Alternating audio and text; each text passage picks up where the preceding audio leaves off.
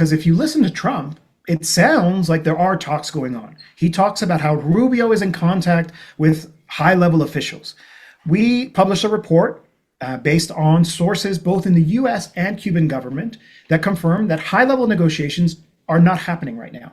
There is exchange of some communications, but nothing that rises to the level of dialogue.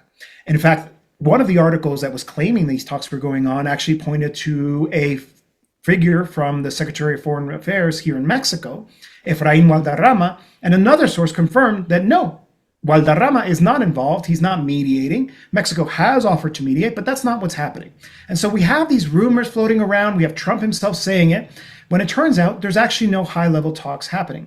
And there's something that's really important to remember is that when it comes to Cuba-US relationships, for the Cubans, these are only held at the highest level. There aren't kind of mid-level negotiations that happen often when you deal with two different states where kind of things are worked out and then the big players come in. That's not the case with Cuba. Because it's so sensitive for them, everything is handled at the highest level. This is from the Undersecretary for Foreign Affairs, Cosillo, himself. He confirms this. And he has also said that there are no talks happening right now, confirming the reporting that we did. Now, again, there are rumors of a potential contact between Raul Castro's grandson and figures from the CIA, but those are just rumors. And unfortunately, we haven't had anybody who's actually dared to directly ask Trump. Well, there's reporting out there that says Rubio is lying to you, that there are actually not conversations happening.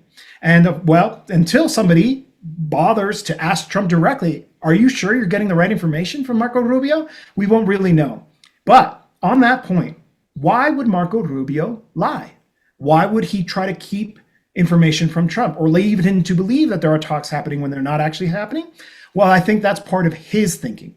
He had to accept a situation that was not ideal for his political vision when it comes to Venezuela. He was a huge champion of Maria Corina Machado and the Venezuelan hardline opposition more generally, wanting to figure out a way to get them into power. That didn't happen, as we just previously discussed. So he had to kind of, take a loss on that one. But on Cuba, he's pushing hard. He wants regime change there, and I think is still looking for the possibility of it, not making sure that it's not taken off the table.